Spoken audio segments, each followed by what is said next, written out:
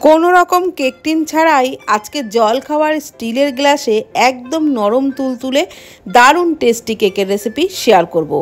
এভাবে বানালে যেমন কম সময়ে তৈরিও করতে পারবেন, তেমন খেতেও কিন্তু দারুণ লাগবে। ব্রেকফাস্টে বা বাচ্চাদের স্কুল টিফিনে বানিয়ে দিন, সবাই পছন্দ করবে। তো গ্লাস কেক বানানোর জন্য প্রথমেই একটা বোলের মধ্যে নিয়ে নিচ্ছি হাফ কাপ গুঁড়ো চিনি, আর হাফ কাপের থেকে একটু কম দিয়ে দিলাম সাদা তেল। এইবার চিনি আর সাদা তেলটাকে খুব ভালো করে মিশিয়ে নিচ্ছি। খুব ভালো করে চিনি আর সাদা তেল কিন্তু ফেটিয়ে নিতে হবে। ফেটাতে ফেটাতে একদম একটা ক্রিমের মতো তৈরি হয়ে যাবে, ততক্ষণ পর্যন্ত ফেটিয়ে নিয়েছি। এইবার আমি ওর মধ্যে দিয়ে দিলাম 1 কাপ ময়দা, হাফ কাপ সুজি, সামান্য একটু লবণ দিলাম, আর দিয়ে দিচ্ছি 1 কাপ দুধ। আর এখানে কিন্তু আমি কোনো গরম দুধ ব্যবহার করিনি, নর্মাল দুধই ব্যবহার করেছি। আর দুধটা এখানে 1 কাপই কিন্তু লাগবে, 1 কাপের থেকে বেশিও নয় কমও নয়। তো এই পরিমাণ মাপে 1 কাপ দুধই কিন্তু একদম ঠিকঠাক। তো তারপর খুব ভালো করে দুধটা দিয়ে সমস্ত কিছু ফেটিয়ে নিয়েছি। আর ঘনত্বটা অবশ্যই দেখিয়ে দেবো, তবে তার আগে 10 মিনিটের জন্য কিন্তু রেস্ট রাখতে হবে, যেহেতু এর মধ্যে সুজি আছে অনেকটাই ফুলে উঠবে। তো 10 মিনিট পর আবারও খুব ভালো করে একটু ফেটিয়ে নিচ্ছি।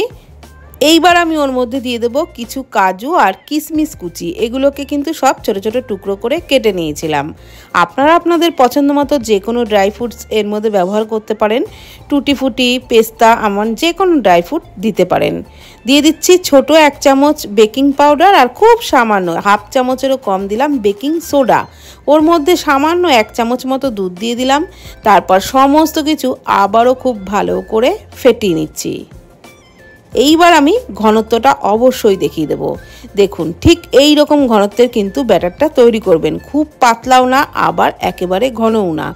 তো এইবার যে গ্লাসগুলোর মধ্যে আমি কেক বেক করে নেব, তার মধ্যে একটু সামান্য করে সাদা তেল দিয়ে দিলাম, আর একটা ব্রাশ দিয়ে খুব ভালো করে গ্লাসের চারদিকে নিচে সব জায়গায় তেলটা লাগিয়ে নিলাম।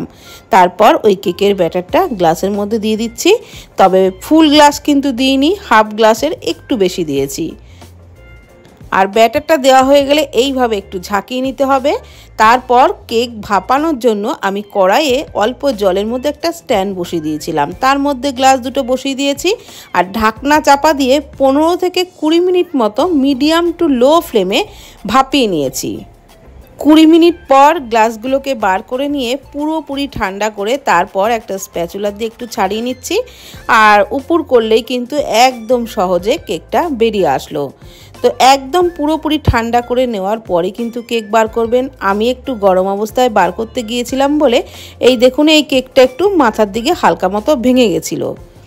তো একদম ঠান্ডা করে নেওয়ার পর বার করবেন, তাহলে কোনো রকম অসুবিধাই হবে না, সুন্দরভাবে বেরিয়ে আসবে। এইবার একটা ছুরি দিয়ে পিস পিস করে কেটে নিচ্ছি। তো মাত্র 2টো গ্লাসেই একদম 1 থালা ভর্তি কেক তৈরি হয়ে গেল। আর একেবারেই কিন্তু নরম তুলতুলে হয় এই কেকগুলো, খেতেও তেমন দারুণ টেস্ট হয়। একটা ভেঙে দেখাচ্ছি, ভাঙাটা দেখেই বুঝতে পারবেন যে কতটা নরম তুলতুলে হয়েছে এই কেকগুলো। তো ভিডিওটি ভালো লাগলে প্লিজ কমেন্ট করবেন। ধন্যবাদ।